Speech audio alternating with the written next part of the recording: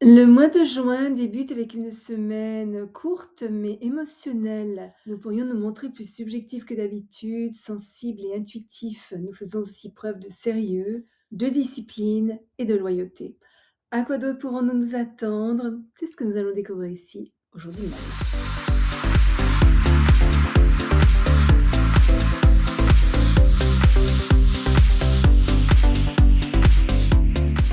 Bonjour, Michel Karen, astrologue, chaman, bienvenue sur ma chaîne dédiée à l'utilisation pratique de l'astrologie pour mener une vie meilleure.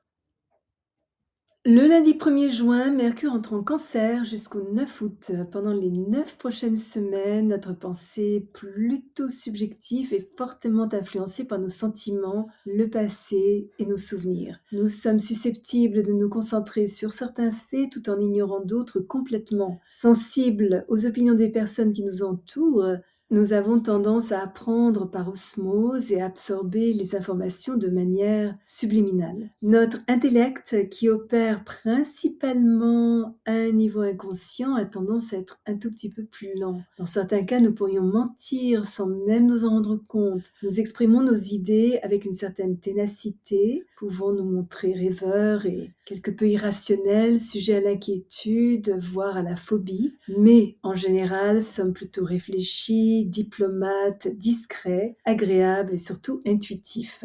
Notre mémoire est excellente, peut-être un peu trop rémanente dans la mesure où nous pourrions entretenir un certain ressentiment qui fait qu'il est difficile d'oublier une blessure. Notre concentration est axée sur notre maison, notre famille, tout ce qui a trait à l'alimentation, l'immobilier, les produits domestiques, la sécurité et la sûreté. Notre imagination accrue nécessite un exutoire créatif. Le mardi 2 juin, le Soleil est en sextile avec Saturne, une journée favorisant la discipline. Nous sommes sérieux, ancrés, travailleurs et conservateurs. Excellent pour faire des plans solides pour l'avenir et nous occuper de nos obligations, devoirs et responsabilités.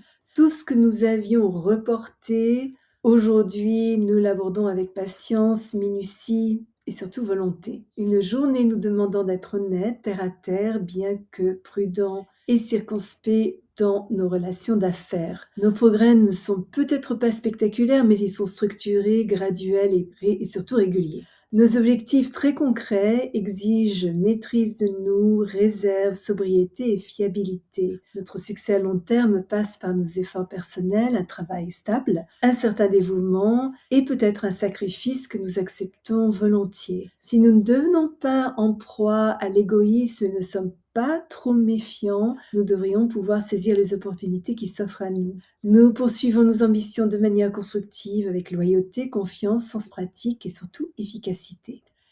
Et enfin, le mercredi 3 juin, Mercure est en carré avec Neptune. Alors aujourd'hui, les communications ont tendance à être un petit peu subjectives, frustrantes et quelque peu floues. Les idées fausses, les exagérations ou les malentendus sont possibles. Et il vaut mieux éviter d'idéaliser les autres car nous pourrions être confrontés à des personnes plutôt malhonnêtes qui se révèlent peu fiables, évasives, dissipées et surtout trompeuses. Nous-mêmes pourrions manquer de confiance en nous, induits en erreur par des idées contradictoires, nous pourrions nous sentir impressionnables, indécis, distraits, mentalement désorganisés et peu pratiques.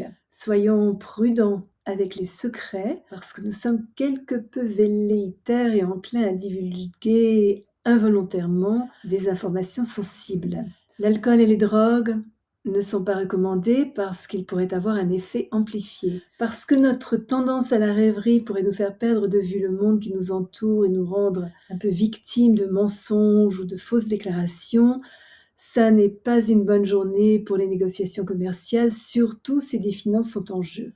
Nous perdre, oublier des rendez-vous, négliger les petites clauses et nous sentir vidés sont des occurrences probables. Mais d'un autre côté, si nous parvenons à éviter de tomber dans l'imagination spirituelle, c'est une très très bonne journée pour la créativité artistique. Nous sommes conscients des dimensions plus subtiles de l'existence et notre sensibilité est accrue. Un film ou un roman pourrait apporter une réponse très réelle et profonde à une situation de vie à laquelle nous sommes confrontés.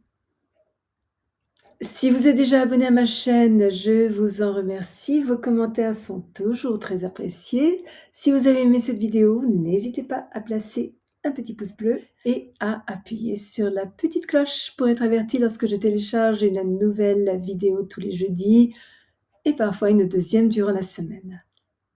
Souvenez-vous comme toujours, choisissez vos batailles, marchez en beauté. Merci de m'avoir accompagné le temps de cette vidéo. À la prochaine!